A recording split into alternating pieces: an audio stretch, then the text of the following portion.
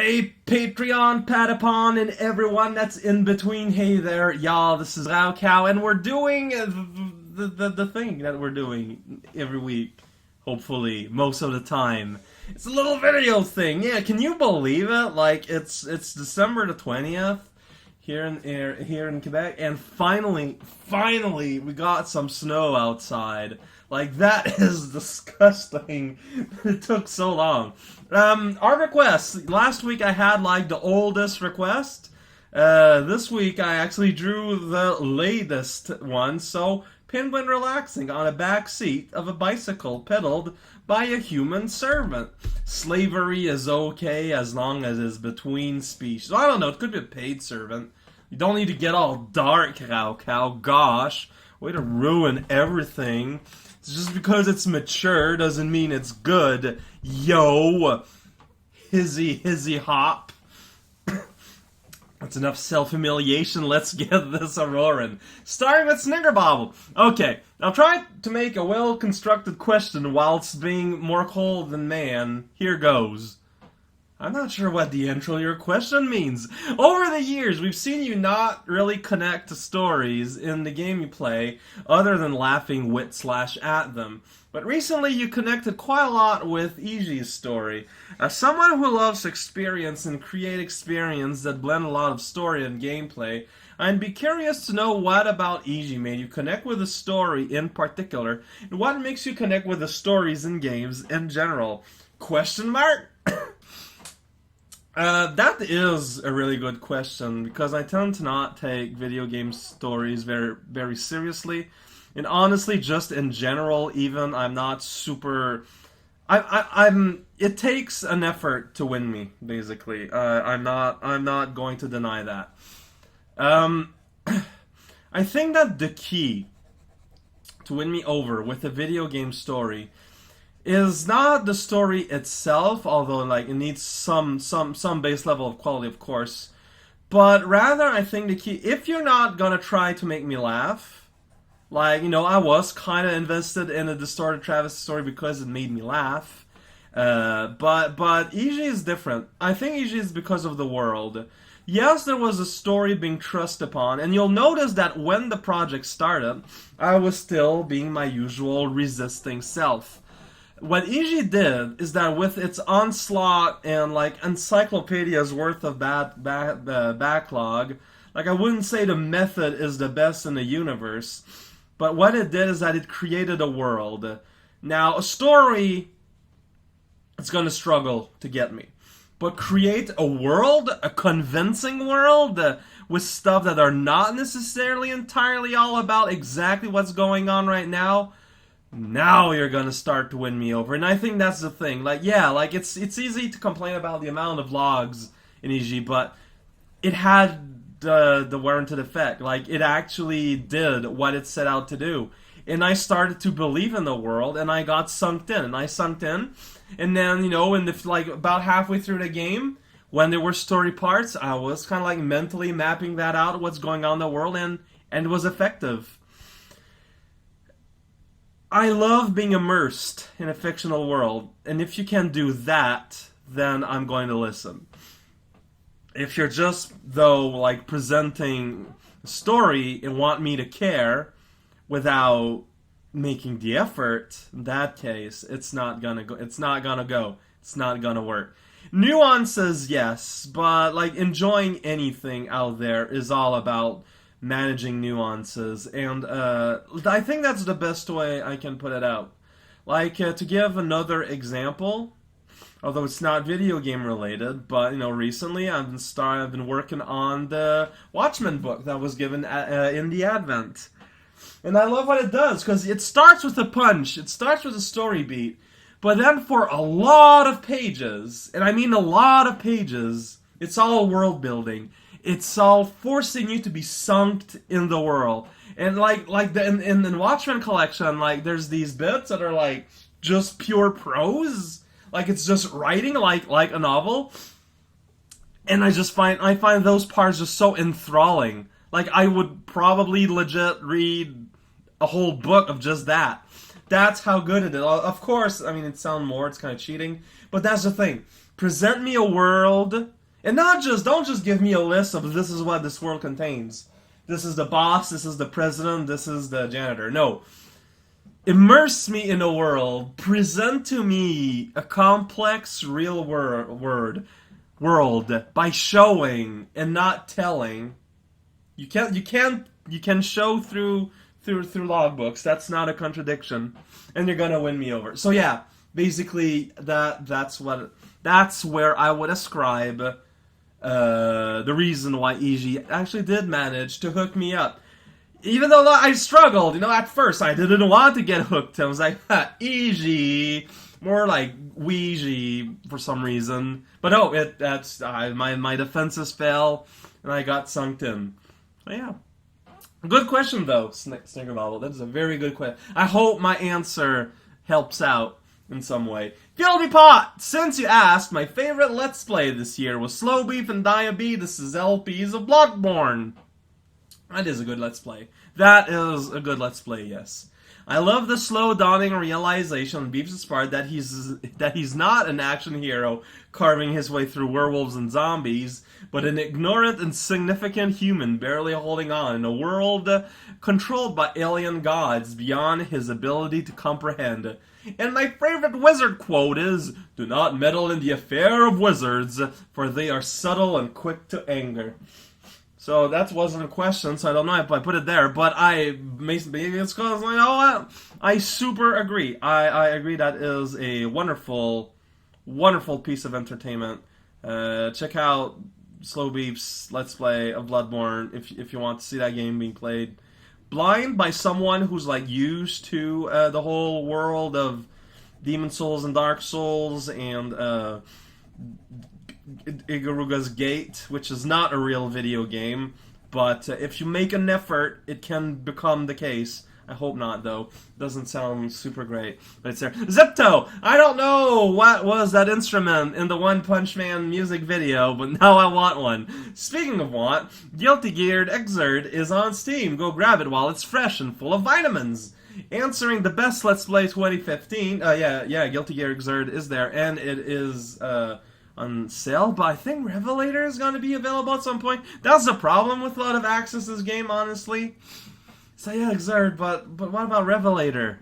That's going to be coming forward eventually, right? Anyways, answering the best Let's Play 2015, that would be Chip and Veronica's LP of the Wonderful 101. I didn't realize that was 2015. I thought it was last year. The content of this year in video game and Let's Play is just completely baffling. In a category of the Rao Award is, what is your favorite art request for this year? Man, I've had a lot of art requests. Let's limit that to art requests that I have actually finished. Well, not finished, but done. I don't know. One of them I really enjoyed was Demo playing a video game of herself playing a video game. Of herself playing a video game, of herself playing a video game. I'm just kind of glad with how, I don't know if it's the best in terms of looks, but I think it's my best. I think I did an alright job at solving the visual puzzles, and that to me, makes me happy. I am content with finding contentment there. My favorite, though, art request that I haven't gone to yet, but I will eventually, I'm sure, is a grizzly bear driving a truck. I don't know, that just kind of speaks to me. If I was just doing these on my own, if I was deciding the art request, that one would have been done a while ago. Tillamon, gotta mix it up and do a music request. Oh no, I know, crazy. I just saw these fine ladies live for a second time, and they are amazing. Plus 2/3 of them are Canadian, so you are obliged by patriotism to like them, right? Yeah, that's totally how patriotism works. Canada isn't the most patriotic country in the universe. But dang it, we can try. Whoop. This video was blocked in the country by the user that put this online. So, the Waylon Jennings Bird song, I can't. Sorry. This is my favorite song. It's just complete silence. It lets you reflect on things a little bit, let you relax, just kind of chill it, you know, just kind of breathe the air. Yeah, so since I'm not super keen on setting up a VPN just for that, I apologize for that. Tell them I am legally apparently not allowed to play the piece of music you want me to experience. You can blame, you know, modern laws of copyright that are completely out of date and out of touch with the modern reality that we know and love, but that the ruling class would rather us not to be aware of. Yet here we are. Kaika, oh sweet, PMD music. This man/woman knows what's good. I doubt you did, but it doesn't hurt to ask, I guess. Have you ever played any of the Mystery Dungeon games? No, I haven't. Explorers of Sky is my all-time favorite video game. They definitely are the kind of game that would exceed your expectations in every way. Also, music requests. I believe that, from what I know, Mystery Dungeon games are like basically Pokemon-flavored roguelikes. Am I correct when I say this? Like kind of like styled like the Shingon games? And Pokemon Mystery Dungeon Explorer of Sky Temporal Tower music. That was a little bit on the nose there. See there, right there.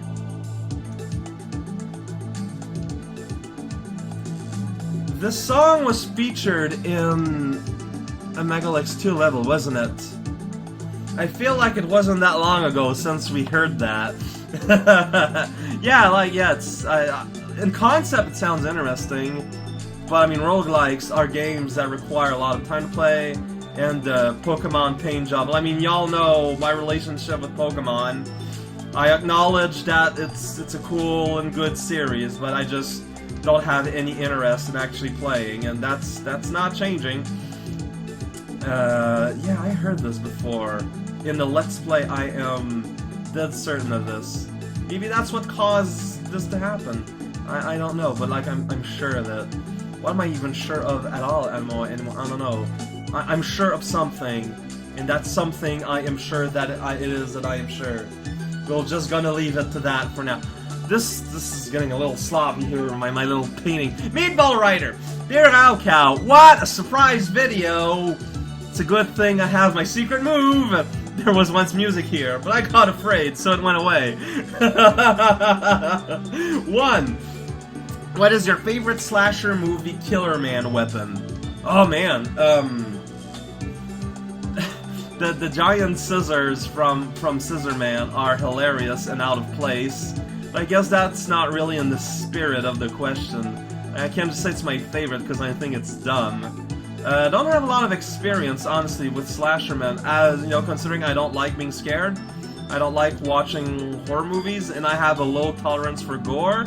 So I especially don't really watch, you know, video games, and nor do I especially watch slasher movies. So it's hard for me to answer. So instead of answering your question, I'm gonna offer a little funny anecdote here. So, like, for as intolerant and kind of scary cat I am right now, in this, like, as an adult, I was a lot worse when I was a small child. When I was a kid, I thought that Ghostbusters was a horror movie. Like, it didn't dawn on me that it was, no, it's a comedy. No, in my mind, it was totally a horror movie, and when I made my way through that movie as a kid, it was playing on TV, I made it through without running away from the room or anything, I was so dang proud of myself. I was like, oh man, yeah, I made it. Made it through a genuine horror movie. I am so good. that is a little part of me embarrassing myself. The situation repeated itself with Gremlin also, although like that's a little bit more believable as, oh hey, maybe, because like it's kind of a, well, I mean, I think it's registered as a comedy horror, but honestly, like, it's not that horrific. Like, it's just, there's the near the end, yeah, the gremlins are making a big mess, but it's not like it's super scary or anything. But I don't know. So yeah, I hope my anecdote that is mildly kind of amusing, worth answering a question I can't answer. 2. How much would you pay for immunity to overthinking? See, I feel like there's a trap. I'm not gonna overthink it. No, overthinking, I think it's better to overthink than underthink, so I am willing to accept the fact that I do tend to overthink things and behave like that. Like, if I overthink, you know what? That means that my brain stays active. It means, you know, there's still some cognition going on there. I want to keep it going that way, so I will not be paying anything.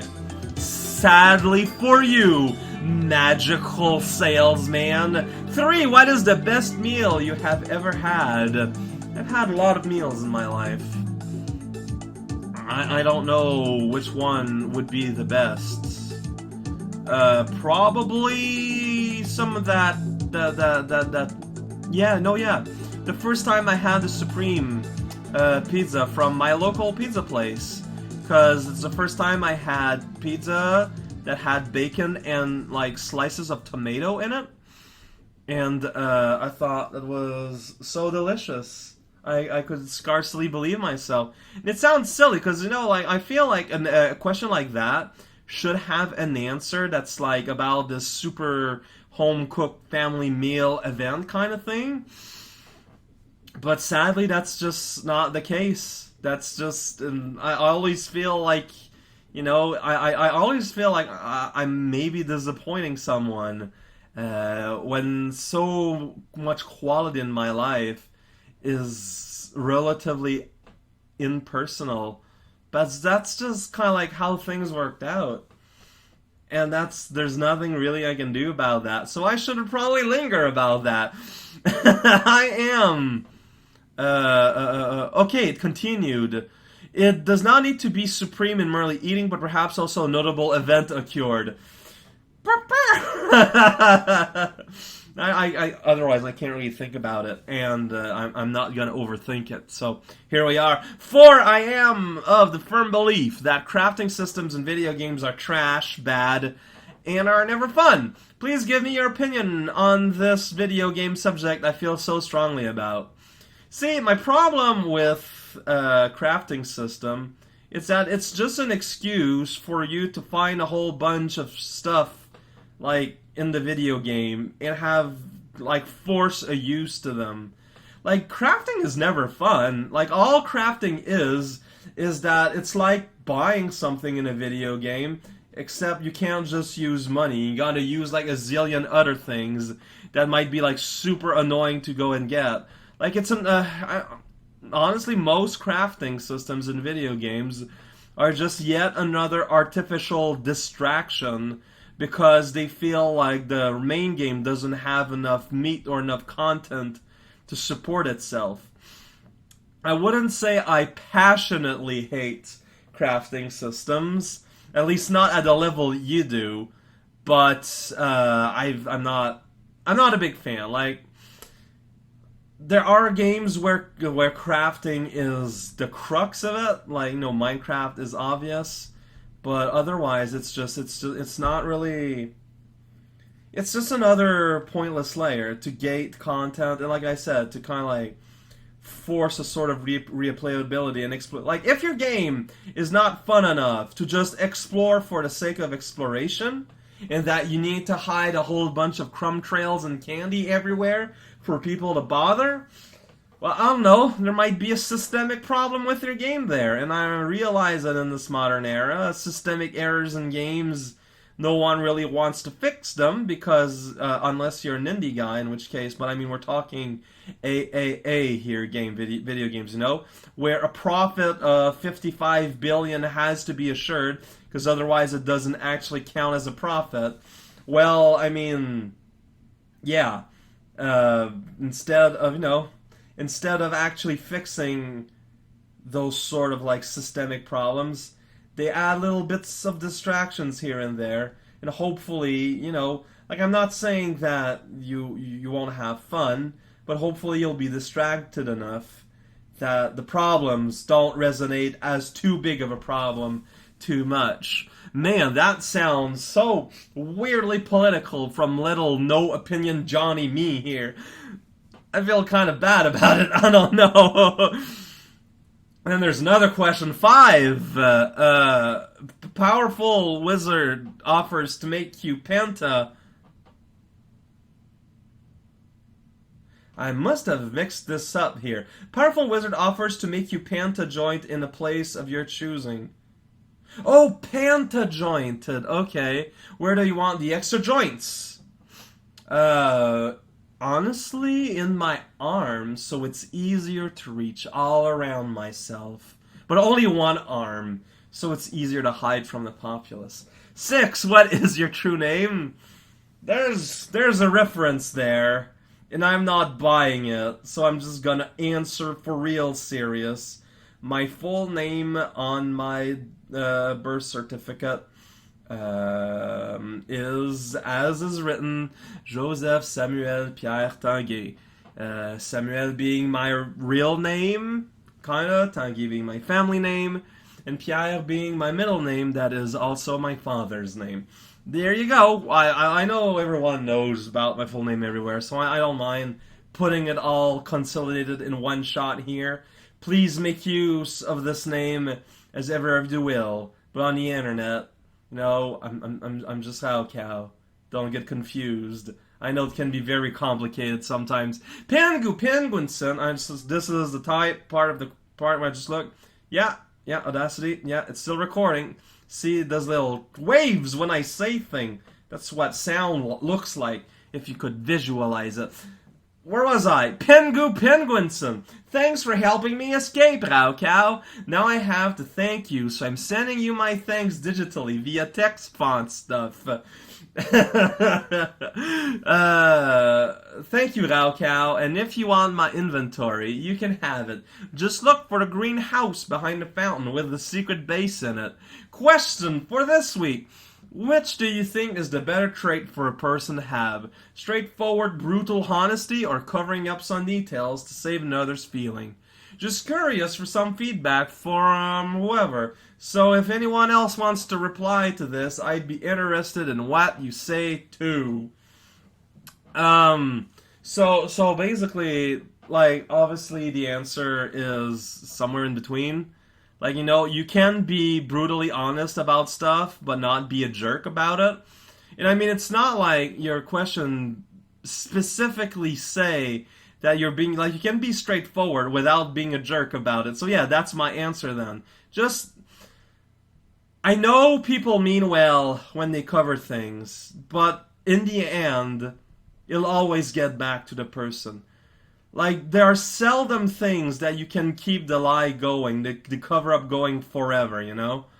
The truth always will eventually come out, and it's better for the burnt of the truth to happen. Just eat it up, and then, you know, to work on the healing afterward. Especially if it's a friend. As a friend, the higher up as a friend you are, you know, as close to the rank of best friend as you are to a person.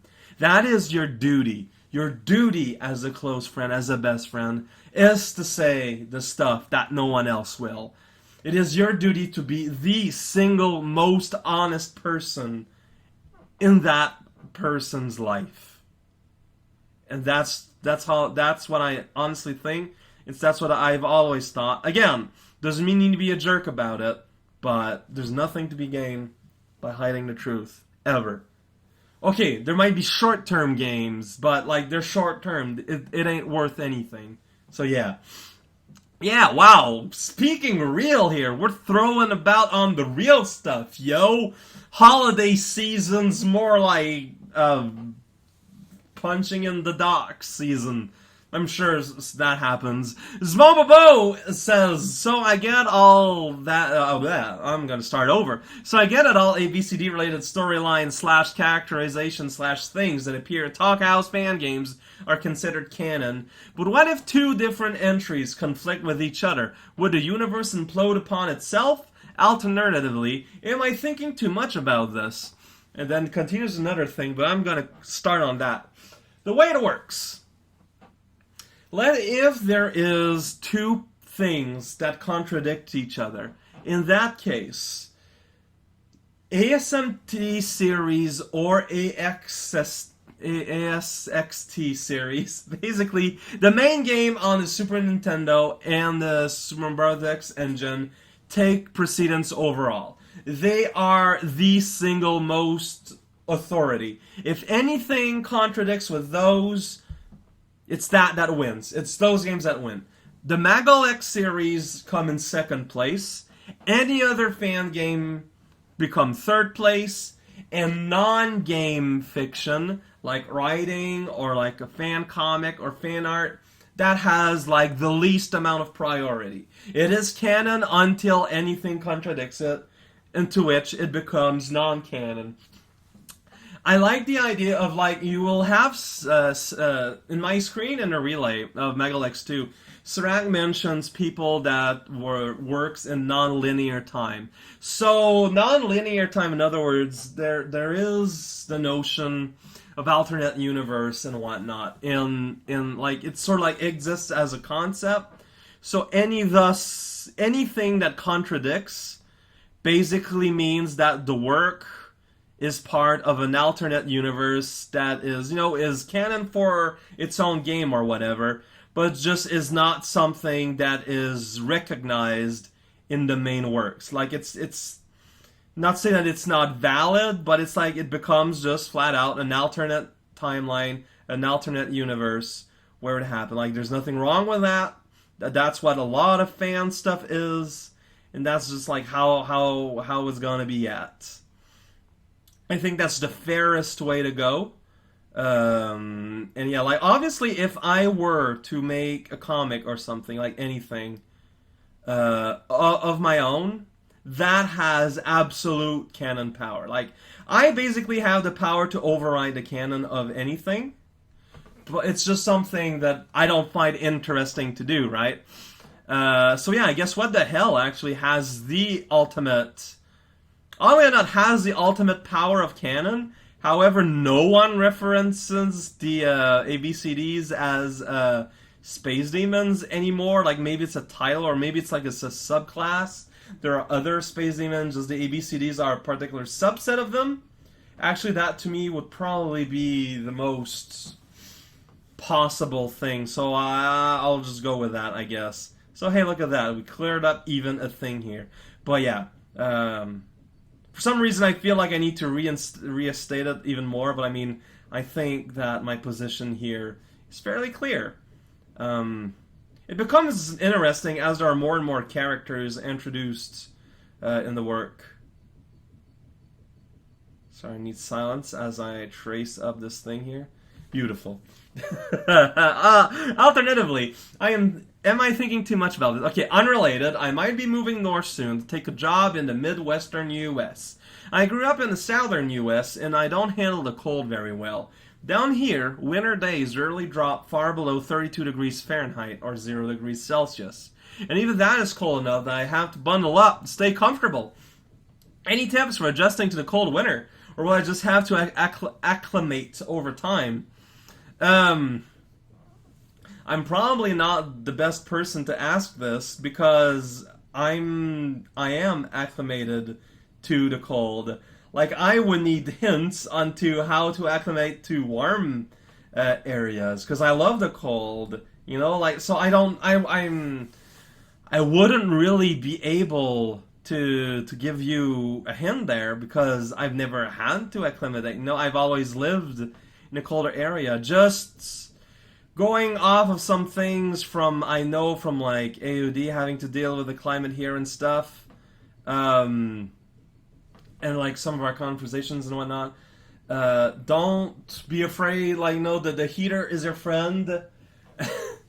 Don't just be careful, of course. But I mean, there's not just warming up and bundle up. Don't be afraid to wear layers. You can wear layers and still look like a cool person. It's possible. Expect to have more than one coat.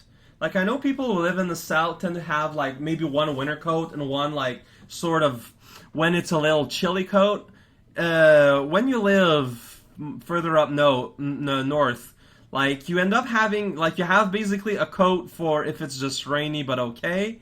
You have like a spring and autumn coat, and you have a separate coat in a winter because you're gonna be dealing with different degrees of cold. It's not just cold or warm. It's cold, and then there's cold. You know, in French, we use froid. No, il fait froid. It's cold, and il fait fret. It's really cold. At least in Quebec. I don't know if fret exists in Europe French. But so expect that. You know, there's going to be degrees of cold you have never even imagined could exist. If you drive a car, expect to get to your car ahead of time before you need to leave normally, because you're going to need to let your car warm up. Especially if it's like way under zero. And I mean, if you go in the Midwest, there are parts where you're gonna get to, 0 degrees Fahrenheit. You gotta let your car warm up real nice. And, make sure your gas tank never drips below medium. Because if you let your gas tank drip below halvesies, chances are it's not impossible, depending on the age of your car, for the gasoline to freeze. And turns out you don't want that to happen. So, little practical things to keep in mind. I don't want to scare you off or anything, though. Like, you'll get used to it. Like, humans are very scary how they get used to everything. You'll get used to this. You'll get used to the condition. Don't worry. Don't be too worried. Don't be afraid. Just be prepared. Like, there's a difference between being worried and being prepared. Just be prepared, and you'll be fine. Just try to move if you can during the summer, so that a transition isn't too rough. Don't move in during February or something, because February, I don't know how it is in the Midwest, but at least where I've lived, February has always been the single worst month of the year in terms of speed and stuff. Michael Wodaharu, speed, heat. Speed? Michael Wadaharu. No question this week, since I'm trying to lay low, but I will allow you to listen to this tune and hope you enjoy it. Well, I'll certainly listen to this tune. I can't promise anything in the enjoyment part, but I trust you, man. I trust your taste. I trust who you are as a person. Let's go here, click the button. 404 now found! Did something screw up in the copying of the information? Let me check. Silly old me accidentally stopped the video instead of just unpausing it, so that doesn't change anything for any of you guys. Anyways, yeah, so I'm gonna try to go to click on the link here, see if it works better. And it does work better. Earth, Fire, and Wind, Boogie Wonderland, live! Oh man, this. You have to clap your hands all the way, otherwise Spaghetti Monster is not going to be content with your offering of bread. Patty Fancy! Dear Mr. Raocow, of course I understand that Ko-Sensei hasn't destroyed the world yet. I would guess that it happened if the series just ended in Japan. I am not up to date with the story because while Japan has 16 assassination classroom books with another on the way, I'm reading it at a Western pace, so I'm as far as book 6. I read scanlations online. Oh no! Yes, there was a one-off OVA of Assassination Classroom. There's also a 22-episode anime season shown this year, with second season shown next year, in a live-action movie. Apologize for not asking a question last time. If you had to travel on a train behind a steam, diesel, or electric locomotive, which would you choose? Asking this as a train nerd, whether or not you like trains. I don't really know anything about trains, to be perfectly honest. So, with my absolute lack of knowledge, I'm going to be like super lame-o boy here, and go with electric because it is the less pollutive. That's, I mean, it's not a great reason, I suppose, but, well, I mean, it's a great reason for me. For you as a train fan, it's probably not a great reason, but, I mean, I'm gonna go with what I know. I mean, unless the other kinds are somehow less pollutive. Like, I don't know. Like, that's very possible. Like I said, I just don't know. I do not know a lot. Trains, I know they exist. I've been on a train once as a child. Don't ask for any details because I have forgotten pretty much literally everything of the experience, let alone like what kind of train it was or whatever. And yeah, I don't know how to drive a bike, it turns out. It's pretty cool. Miko Fire is back, and he's gonna kick some shell. First of all, a tip for Patreon commentators. Write your comment on Notepad, other text editors are available, then copy plus paste it into the comment field when done. No fear of accidental posting with enter. Second of all, finish Tao Tao, just cause. As soon as Miku's part is done here, no worries. 1. What is your favorite decade, aesthetic-wise? Maybe it's because I was born there, but I really like the 90s aesthetic of just whatever. Like, it's when punk most hit mainstream the hardest, and I genuinely, like, you know, y'all know me by now, I like a purposeful kind of lack of polish, so to speak. Like I like the rawness that was with 90s, just the chaos. Like, sure, a lot of it was pretty bad with weird camera tilts and a bit too much played, but overall, I get a feeling I might be voting more out of familiarity than anything, but Tao Tao Tunos Ja intro. For some reason has a lot of trouble loading it, wow.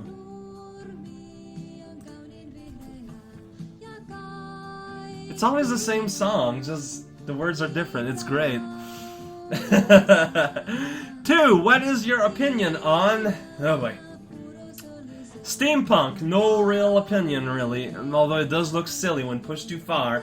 Retsupre. I like what they've become. The first generation of Retsupre videos are funny, but they do kind of fall into bullying a little bit, so I can see why some people wouldn't like it. Cyberpunk. Pretty neat. Tolkien, alright, I guess, no real opinion, but I have to admire it for creating the foundation of modern traditional fantasy headspace.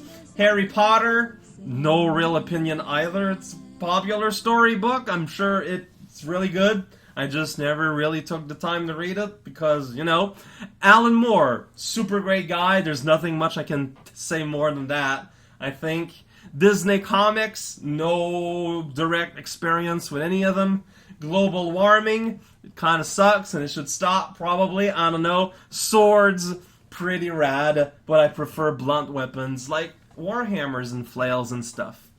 3. How would you solve the world with the calculator? 4. How would you take over the world?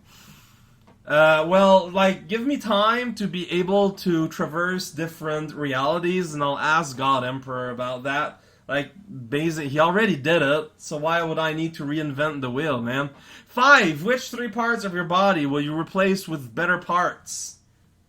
My legs. Definitely my eyes. And I am wearing glasses and whatnot, so that means they could be improved. And, I don't know, my digestive system, does that count as a single part?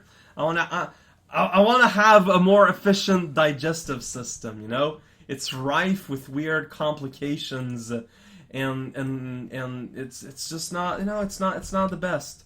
Our digestive system is kind of weird. Well, now he wants me to check out a link. What's the story behind this cover? Oh, well, once upon a time... Because, yeah, see, I made this cover for a piece of video, a CD. Basically, it's just they were, like, it's a band. They were a fan of my videos back in the day. As you can see, it's December 2009. I was a struggling, starting little graphical artist / illustrator, and they contacted me, and I did it for them. I did this cover for them. And then in exchange of money, because that was my job at the time, at least I tried to make it.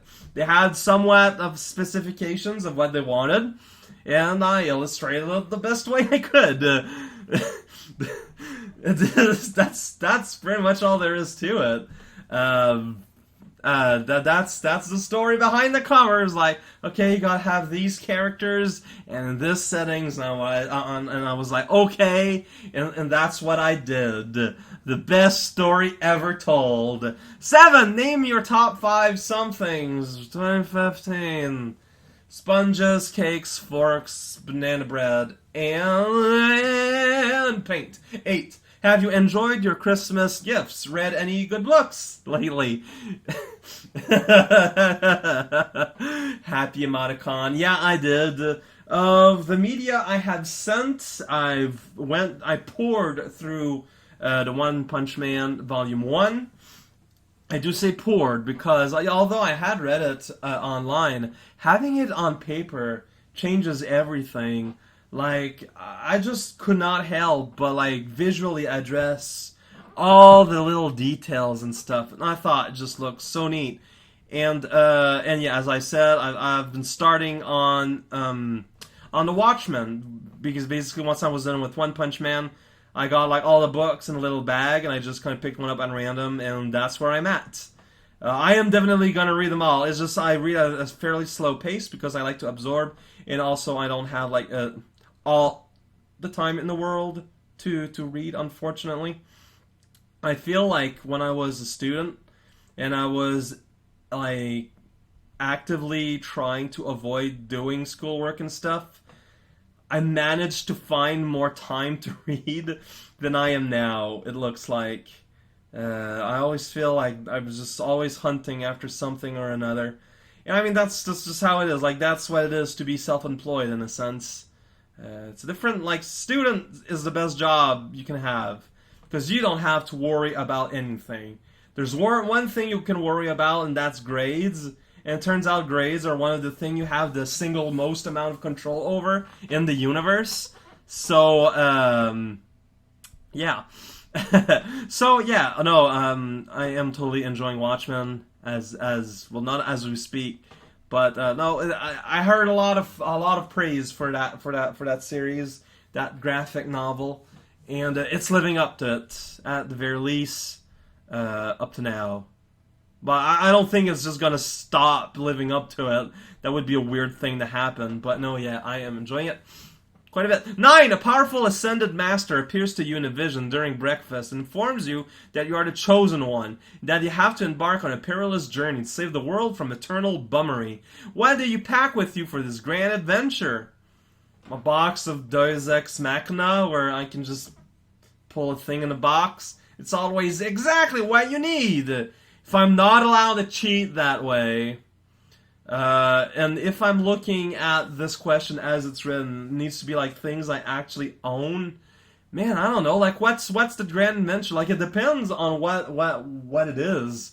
Like, maybe it turns out that the perilous journey to save the world, you just need to drive to the mall and, like, put quarters in a machine, then it's all done. In which case, I would pack quarters and my car keys and my driving license.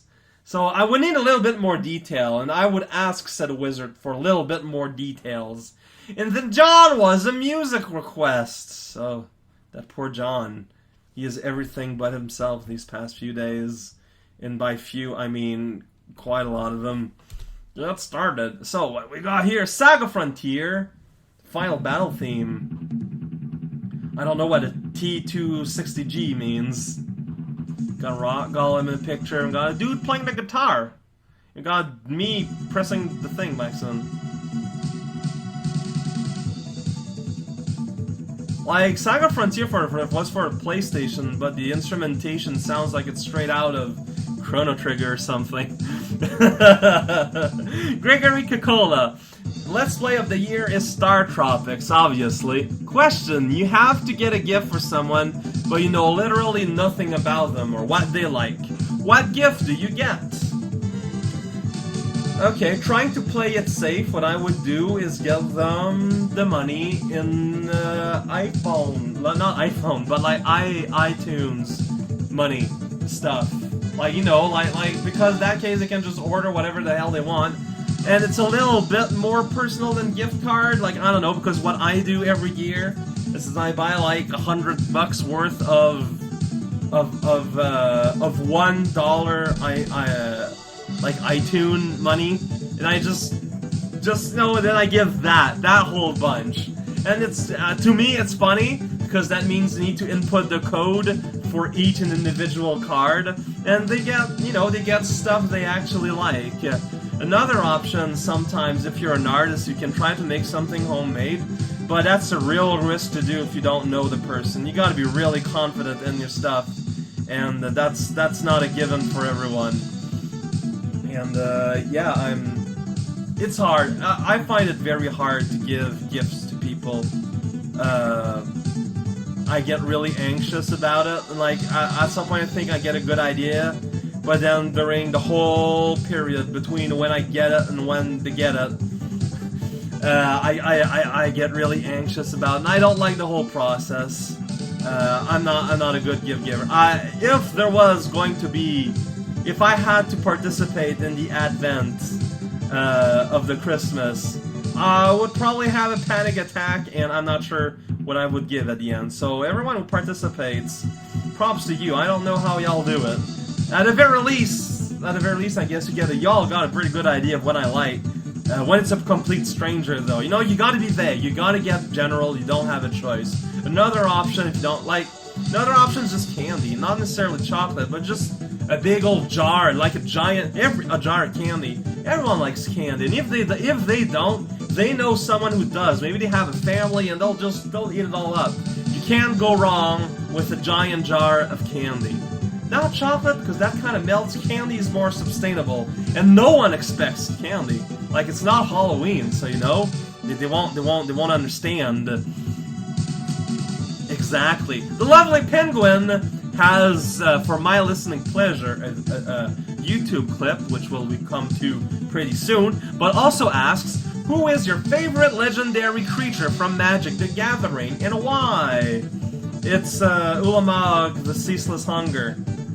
That's like, I don't even need to think about it. That guy. Let's go on the internet and check it out. And let's see here. We got, yeah, Ulamog. There we go. No, it's Ulamog. Is that it? Oh no, yeah, no. I always think it's the only, but that's a card. Like, we're on it. It's a legendary, right? Yeah. Spawn Sire of Ulamog. That's what I think about. I know that if I look for Ulamog, I always get on it. I knew it wasn't one of the big ones. Yeah, Spawn Sire of Ulamog. Annihilator 1. Whenever this creature attacks, defending player sacrifice a permanent. So it's a 10 mana 7/11. For 4 mana, put 2/0/1 colorless Eldrazi spawn creatures token into the battlefield. They have sacrificed this creature, add a 1 to your mana pool. In other words, for 4 mana, you put down 2 future mana, so to speak, future mana creature, and for the whole cast of 20 mana, cast any number of Eldrazi cards you own from outside the game without paying their mana cost. That is hilarious. That is so broken, but in the most amazing. It's like it breaks the fourth wall, but doesn't really quite break the fourth wall. It's like you got this monster here that's basically just laying these weird eggs, and then he just wrecks all the eggs all at once. Then it's like the image, like this weird space-time portals up, and this flood of crazy invincible demon monster giant just kind of flood the place. It's amazing. It is just so hilarious. Like, the flavor is great. Like, I love fourth wall breaking stuff, and I love super giant thing. I am a fatty player if I can, if the meta supports it in Magic. And this is just the best thing ever. Oh, just looking at the card just makes me all giddy. Like, that's the real power of Spawn Sire of Ulamog. The card exists, and the effect is make Rao Cow giddy. So here we are. Man, I'm already starting to lose my voice. We're not even that far in. You want me to listen to is 105 Within the Giant.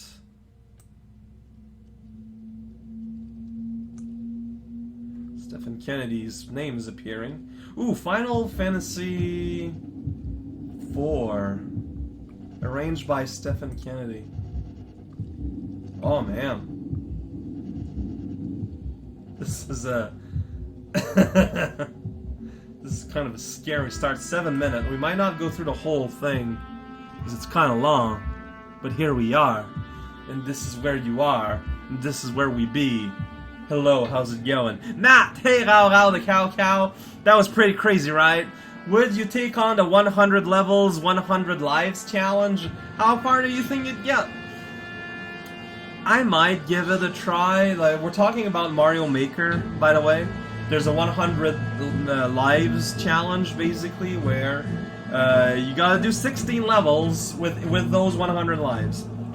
And in the world of internet streaming, there's this sort of like weird mode like that doesn't officially exist, where after you're done with those 16 levels, you continue playing, but like keeping the amount of lives lost that you just kind of like calculate mentally.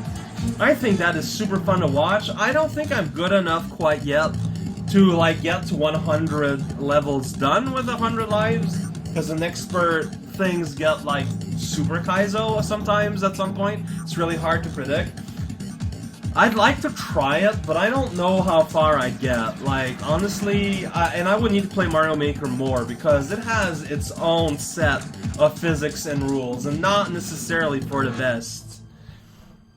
I'm sure that if I were to, like, stream Mario Maker, like every week or something, eventually I'd have the ability for it. Would I be able to reach 100 eventually? I think so, given enough time. But the question becomes, is the amount of time worth it? Maybe. But, like, to me, the magic of actually playing Mario Maker has long gone. Like, I feel bad, because when it was just released, I was all gung-ho about it, and I'm aware of it, but... Sorry, listening to the music. But at this point, like, I don't know, to me, the what's the word I'm looking for here? Like, the honeymoon is over. Now, to me, like, Mario Maker is a lot more interesting as this white noise machine on streams, where I can just put that on and listen while I'm doing something else. Like, to me, it has attained more value that way than as a thing that I actually want to play. Turns out that, you know, when there's a million billion levels but zero quality control, you get burnt out real quick on playing garbage. Who would have thought? Never would have imagined anything like that to happen. Why am I saying this is now my headcanon for how the ABCD race began with an internet address right here. I'm going to click on it, and then so look, this is what this game looks like. Final Fantasy IV, also known as Final Fantasy II in the America. Alright, oh, alright, okay.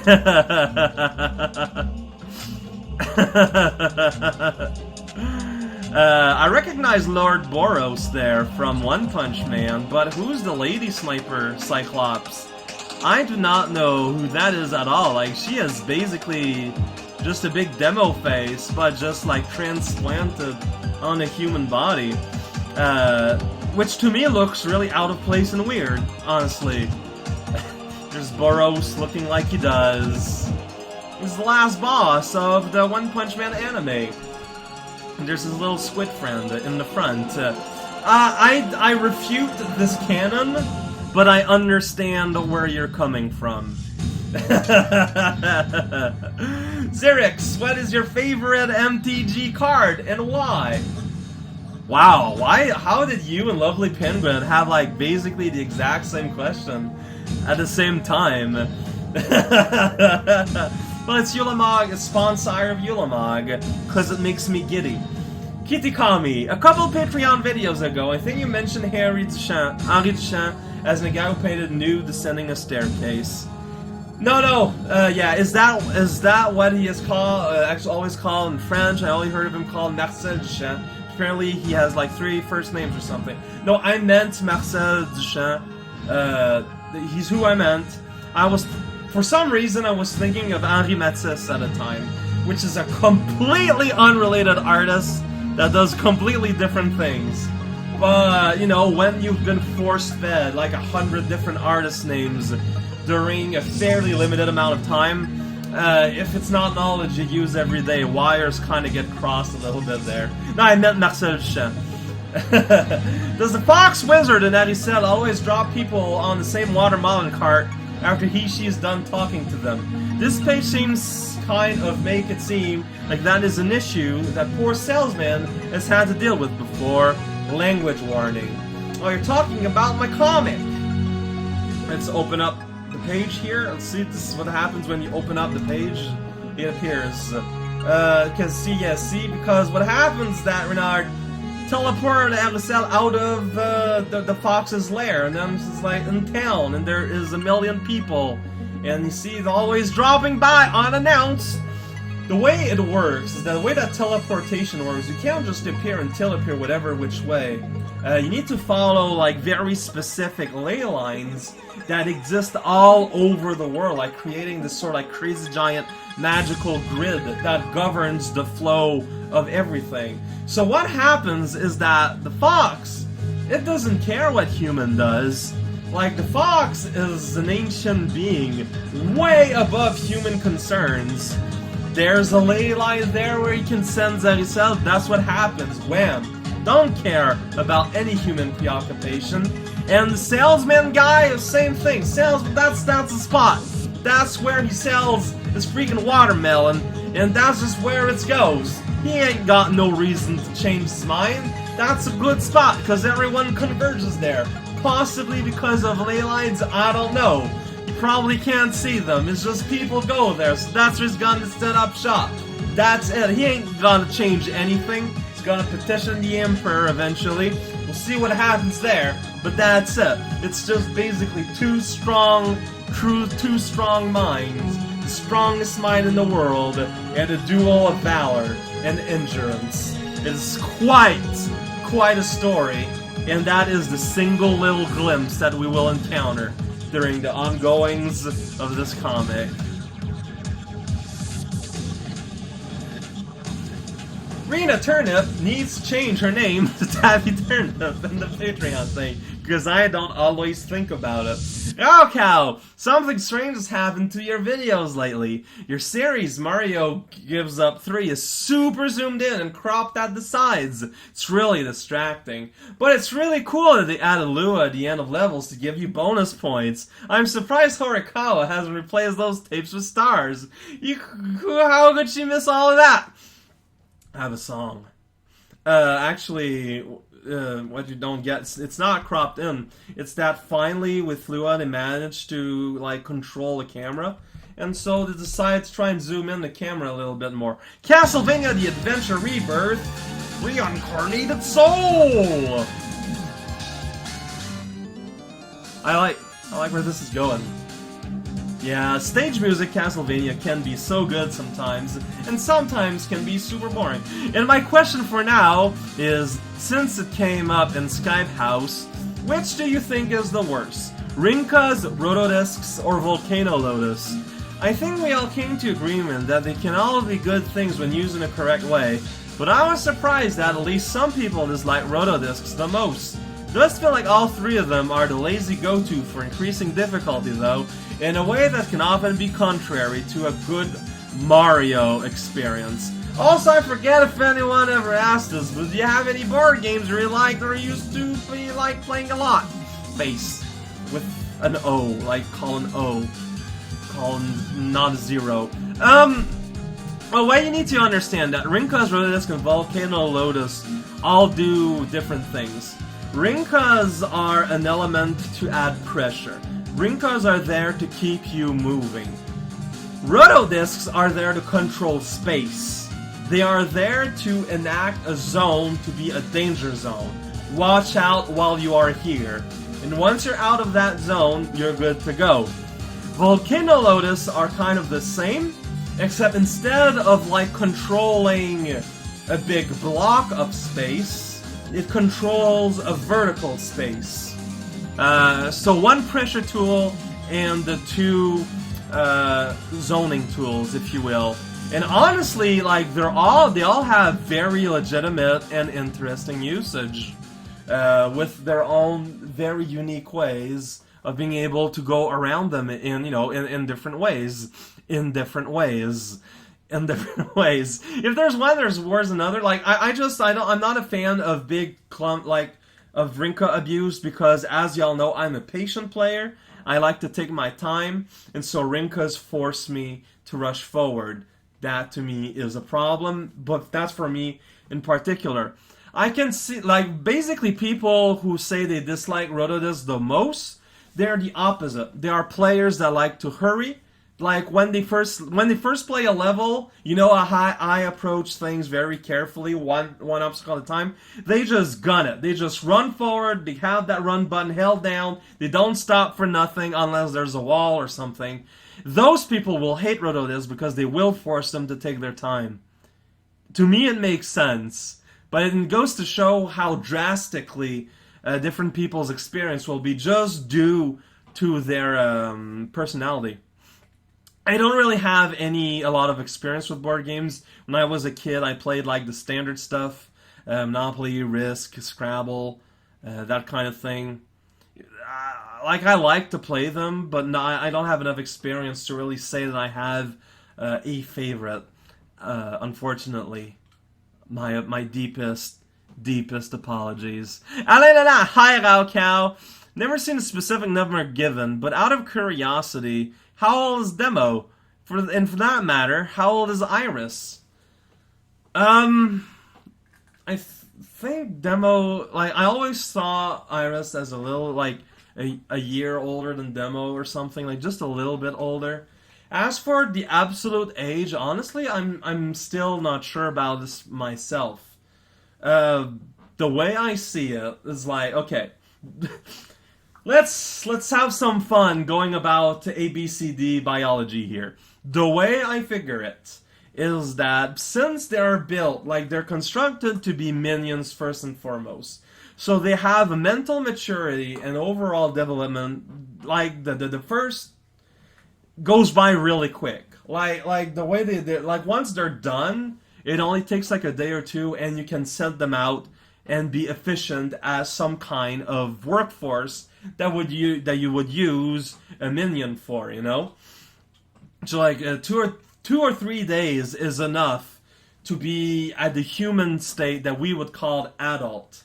However, the thing is, their age is set differently. I don't know how old a minion can get, but I think they can get really old. The thing, though, is that there is a process of maturation.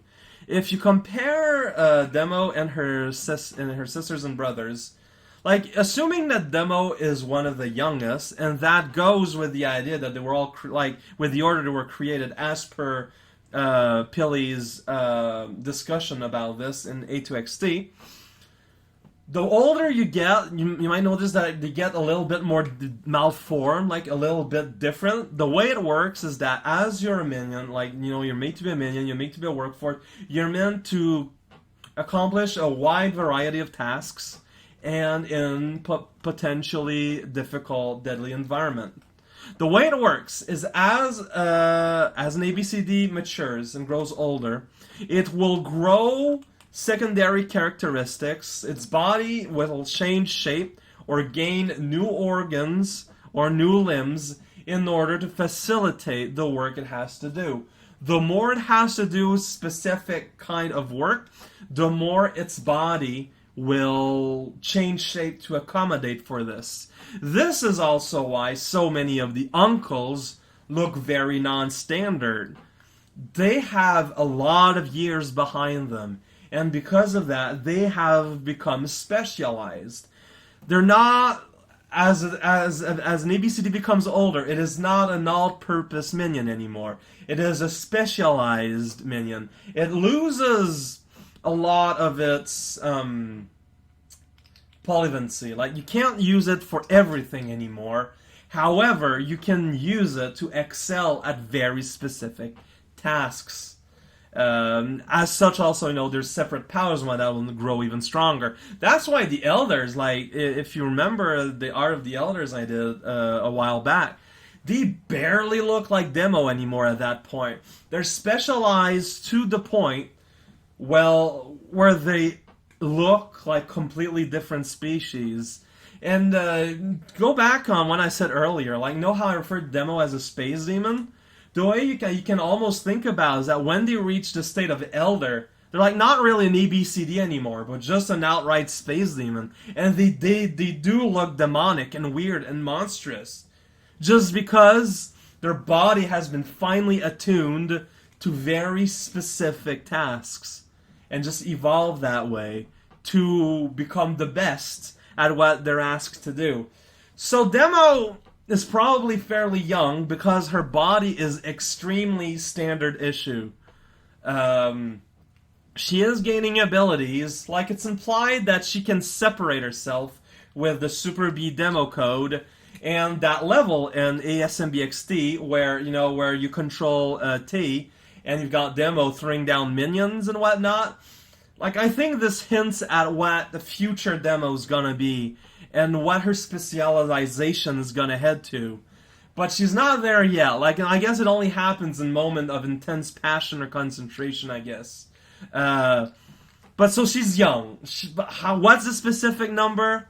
I don't know.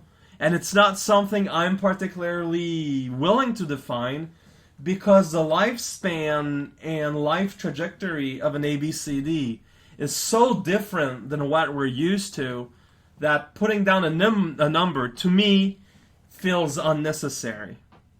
You're free to disagree.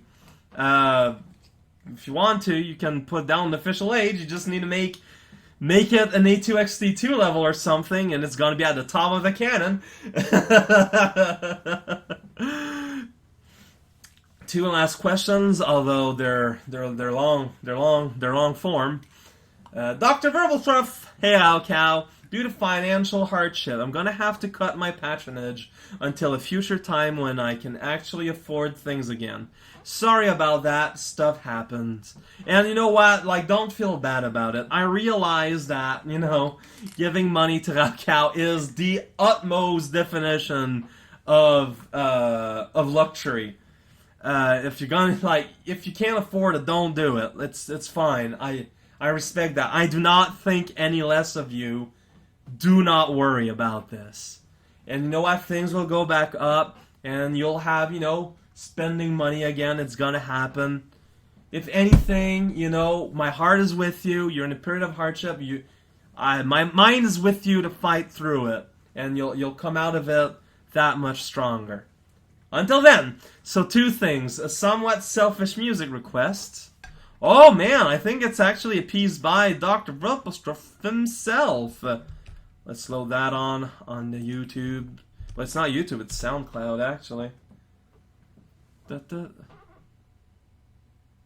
Oh, sorry. For some reason, I left out a letter. There we go. Pacific Dr. Well, I know you won't get my video removed from YouTube, so I'll just go ahead and crank up the volume a little bit. Oh, man. And a question. In your time doing Let's Plays so far, what thing or things would you say are you most proud of? These can be solely Let's Play related, art related, Talk House related, whatever. I always feel like a big sappy jerk when I say this, but the Talk House community as a whole is something that I am genuinely proud about. Like, there were rough starts, and at the period where there was that weird beef between Central and Talk House, that I was disappointed in the community. But as it started to mature and started to actually complete internet projects, which never happens, especially considering the relatively small size of the Talk House, that is something to be proud of. I know I don't directly involve myself with the community all that much, unfortunately. But the fact that somehow, just by the power of my personality apparently, so many creative people are willing to gather together and create things for free, that is genuinely amazing. And I wish that I didn't feel like I wish like I felt like I deserved it, which is a really weird thing to say, but that's kind of like how I feel about it. It's just the whole thing in general. I mean, sure, like in terms of things I have actually actively done myself, there's a surprisingly low amount of things, I guess. Like, I'm proud of my oeuvre as a whole. Like, I'm proud of the fact that I just keep trucking. I like the fact that I can create these series that you know, people that are not me and they're not direct friends find genuinely enjoyable. I'm proud of that. I'm proud that I can keep it going for long amount of times. I'm really proud of myself. I wouldn't be able to pinpoint any specific Let's Plays or whatever, because like they only make sense in my mind in the context of the whole. You can't really divorce, I think, an LP series from another because they inform one another. But I'm proud of what I can do, and I'm proud of what I am doing, the other side things that it is creating over to the side. It sounds sappy, it sounds super lame, I'm aware of it, but I don't care. It's what I think, and you can't change that. So that's the y'all. One last paragraph. I know everyone thought, hey, where's Pizza Pony's entry? Well, here it comes. Piano's music. Like, Pizza Pony, I might have to displace your music for next week, because I don't want to interrupt this here. No, I think you can understand. Writing this later than usual due to work being busy before Christmas. Nothing else to note, so music! Maybe.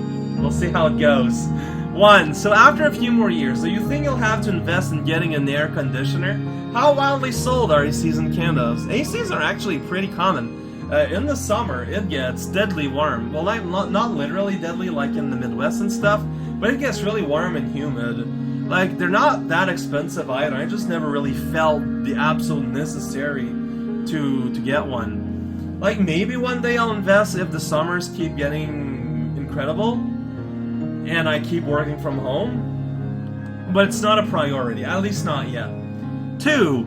To add on to the wizard, witch, warlock question of last week, what are mages, sorcerers, magicians, and thaumaturges? I don't know. Like, I think mages, going by D&D definitions, are people who, they're like mages, I think are like basically like wizards, except the nature of their spells are different. I don't know what sorcerers are, though. I'm not sure what differentiates a sorcerer to a warlock. A magician is just a person that uses magic, and basically is all of the above.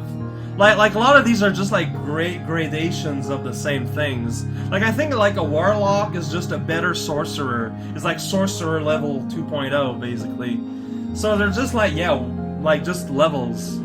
I don't know what a thaumaturgus is. I never even heard of that word. 3. Is there any basic details you can tell us about a Ghost of Christmas Ghost? Just things like age range, occupation, general disposition, etc. Also, how much English does she know? I'm not saying anything about her. Like, you think I value my private life? It's nothing compared to hers. So don't even try. I'm not saying anything at all, out of respect for her privacy. 4. Just to propose a hypothetical idea. If you were to start second YouTube video series not focused on video games, you should make a teaching French series. I'd certainly watch it, and I don't even have an interest in French. Yeah, you say that because you've got an interest in me. I don't even know where I'd start. Like, French is a really, really complicated language. It is absolute nonsense, and it doesn't, like, go, like, A to A with, really? I guess that's good to finish.